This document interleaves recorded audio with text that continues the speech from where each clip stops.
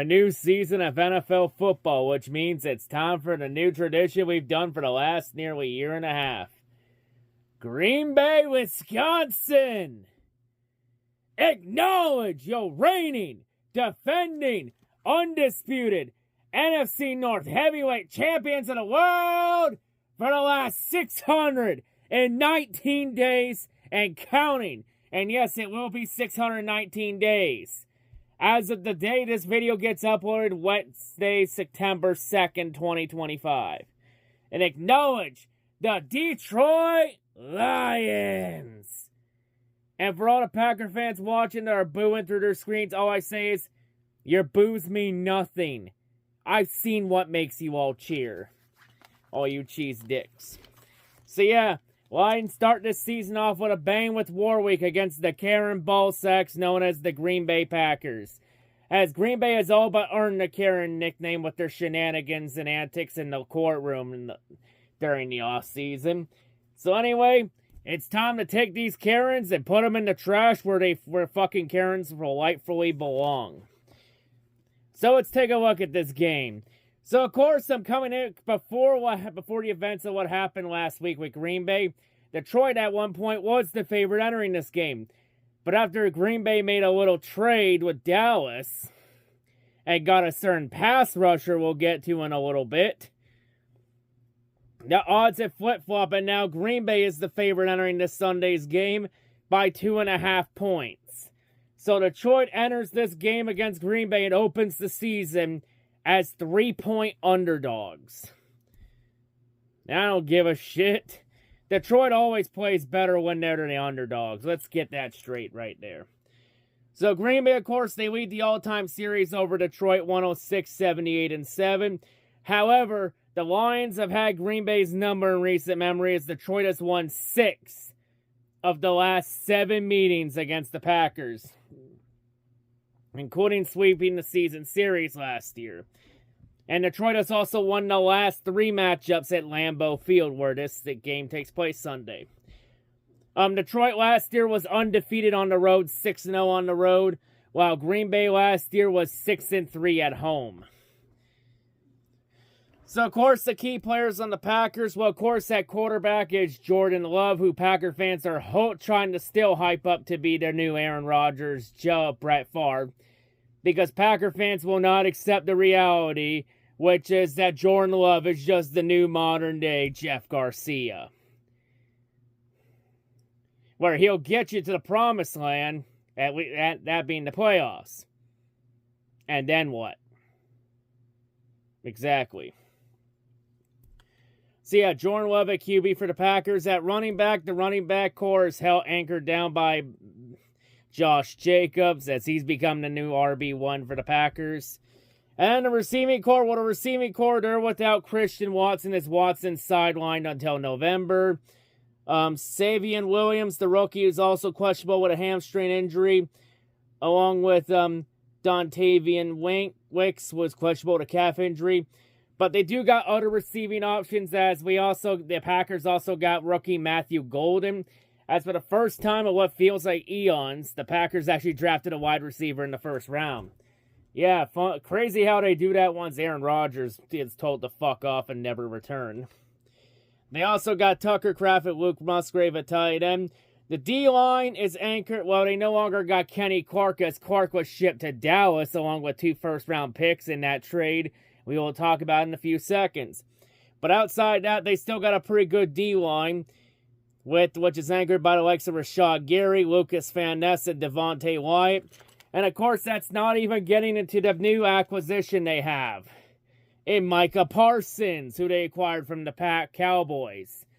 Yeah, nothing like trading Micah Parsons from the Dallas Cowboys to the Dallas Cowboys of the NFC of the North. Because honestly, with the way Green Bay's been recently, Green Bay's honestly just becoming as overrated as Dallas. Let's be honest on that. The difference is Green Bay doesn't have a senile old man, out-of-touch old man running the team in the ground, because the Packers are owned by the people. But of course, Micah Parsons, he is questionable for this game with a back injury, since apparently that back injury he had in Dallas was not a load of bullshit, and he wasn't faking it. Because usually we've seen players fake injuries on purpose when they want out and want to trade. And then all of a sudden, once they get to the team they want, they're all of a sudden healthy and ready to go. Turns out in this case, Micah Parsons is actually banged up and was not faking anything. So yeah, Micah Parsons has kind of broken the mold there. But I imagine Micah Parsons will be fine. They're saying all Parsons has to do to play Sunday is just take a couple injections in his back. So yeah, he should be fine. Just needs to pop some painkillers in the back and he'll be fine. And then the linebacking core is anchored by Edger and Cooper. And in the secondary, Nate Hobbs is questionable with a knee injury. And safety Xavier McKinney is questionable with a calf injury. But they do got some good names in that secondary like Kayshawn Nixon, Carrington Valentine, Evan Williams, Javon Bullard, and Kitan Oladapo. The head coach of the squad, once again, is one of the biggest pussies in the NFL, and Matt LaFleur. Let's be honest, every single coach in this division could take Matt LaFleur in a fucking fist fight. Let's get that straight. Especially Dan Campbell. Like, Dan Campbell will fucking chew him up and spit his ass out. Like, we're not even a contest. And then the offensive coordinator is Adam Stenovich. And the defensive coordinator for the Packers is Jeff Hafley. So, of course, we're gonna look at the rankings for the Packers' offense and defense from last year since it's a brand new season. So, last year, the Packers' offense was a top 5 offense. They were 5th in the run game, but 12th in the passing game. So, yeah, especially when Brett Favre when Jordan Love plays a lot like Brett Favre. And is prone to having bad stretches early on, but gets hot near the end. But the Packers' defense also was pretty solid last year, a top 5 defensive unit. They were a top 10 unit against the run, ranked 7th against the run. But the defense was ranked 13th against the pass, so they've had some issues stopping the pass. And they had issues stopping the run against Detroit last year. And then that whole Micah Parsons trade with Kenny Clark, it's kind of weird, because Dallas said they wanted to stop the run. Yet you look at both Kenny Clark and Micah Parsons' run-stopping grades on PFF. Micah Parsons was better at stopping the run than Kenny Clark. Like, Parsons had a better PFF grade than Kenny Clark. So it's like, yeah, Dallas, have fun with that. So obviously the keys is to run the ball, because now the D-line mainly just has Devontae Wyatt anchoring in the interior. While Parsons most likely will be the other edge rusher across from Rashad Gary, meaning Lucas Van Ness now goes to second string. Oof. So I think establishing the run early is going to be a key. Gotta get pressure to Jordan Love and stop Josh Jacobs stuff that run. So let's, interesting to see it. Interesting to see how Tyreek Williams does in his first big boy test against Green Bay to stop that run. Also at Hutchinson back, we can get some pressure to QB and rush the pass and get some pressure to Love and try and contain him and make him play a little while and force some turnovers. Hopefully with Kirby Joseph once again becoming Jordan Love's daddy again.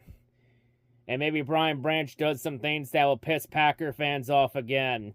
Because Packer fans are becoming soft as fucking Vikings fans. Which that's kind of ironic considering how much Green Bay fans despise Minnesota with a passion. Yet Packer fans almost act exactly the same as Viking fans. Especially when they get very insecure about the Lions' recent success. And hell, I can just mention the insecurities from Packer fans without even bringing up that letter they sent to Bills Mafia last year. When they begged Bills Mafia to beat the Lions because they got so insecure. It's like, man, imagine the goddamn Lions of all teams living so rent-free in your fucking head. You have to send a letter to Bills Mafia begging them to beat the Lions. Because you're so jealous and insecure of the Lions' success. Because the Lions are no longer your punching bag in the division. Because the Lions are no longer your 2 easy wins a year. Hell, Green Bay, the Chicago Bears aren't even your 2 easy wins a year anymore. And Packer fans still want to hype themselves up as the Kings of the North. Bitch, Green Bay, you have no fucking claim to NFC North being the Kings of the North. Like, you have no fucking claim to it when you lost to the fucking Bears last year. Like, hell, just think of this, Green Bay. If you didn't block that field goal earlier in the year against Chicago last year in the first matchup, you would have got swept by the entire division. But yet, losing to the Bears, you lose to the Bears, and yet you still think you're Kings of the North. Like, honestly, Green Bay, this just proves that you Packer fans are just as fucking delusional as Dallas Cowboy fans. It's crazy how much Green Bay hates Dallas a lot, yet Packer fans are just about nearly the same as Cowboy fans. They're nearly at that level, just less annoying.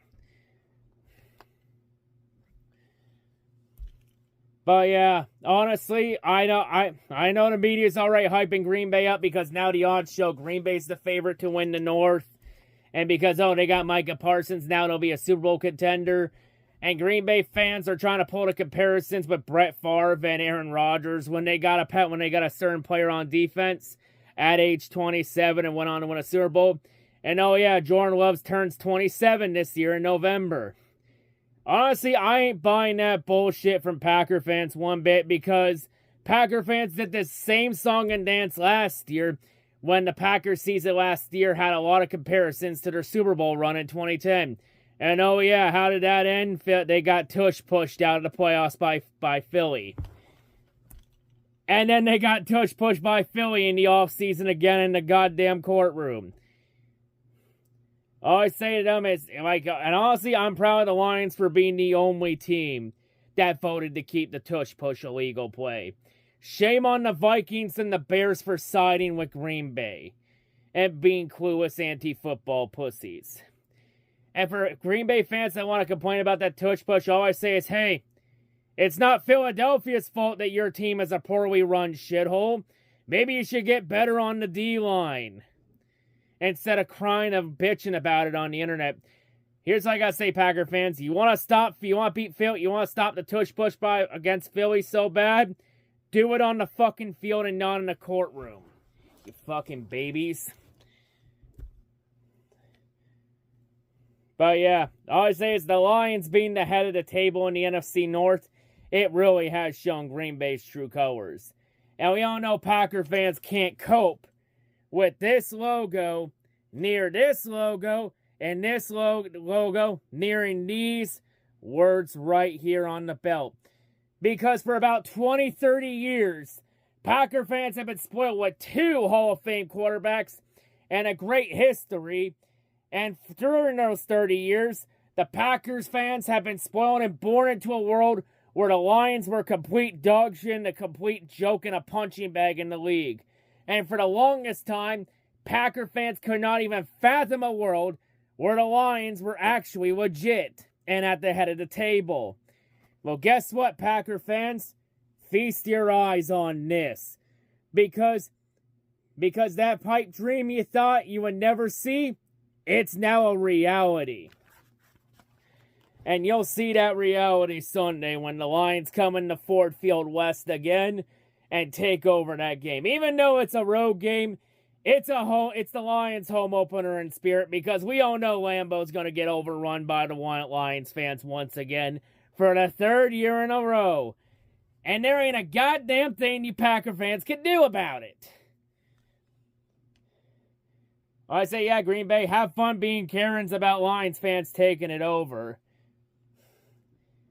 Have fun with that. But yeah, and honestly, I don't really care that the media wants to downplay the Lions. All I say is good. Let them. Fuck them.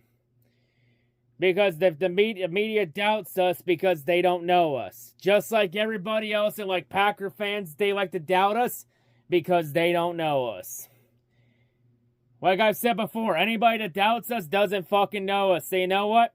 They want to doubt us? Fine. Fuck them. They can learn the hard way what happens when you do that. When this Sunday at Lambeau, we beat the shit out of the league's favorite team. Again. Maybe someday they'll learn their lesson. Unless they're mentally incapable of that. In terms of this game, Lions win this game. The Green Bay, one player on the Packers. Even though it's Micah Parsons, one player on the Packers will not change everything. Especially when Jordan Love is still the modern-day Jeff Garcia. And oh yeah, Packer fans, Rodgers can't save you. But yeah, Lions win this game 21-18. Lions by 3. It's going to be a close dogfight, but hey, you know what? Let them doubt us. Lions always play better when everybody doubts us and we're the underdogs. Because I believe the last time the Lions played a game as an underdog, when was that game? Oh yeah, it was against the Vikings early in the season last year. And oh yeah, the Lions won that game. Lions by 3. We go 1-0, and we show Green Bay why the Lions run this damn division, not you. You can have your claim back when you sweep the fucking Bears again. Until then, you're gonna get back in line and you're gonna know your goddamn role. You hillbilly cheese-eating jabroni fucks. Let's go get this win. Get to one. Let's start the season off on a strong note. And let's show Green Bay who the real kings of the North are. As always, go Lions, fuck the Pack.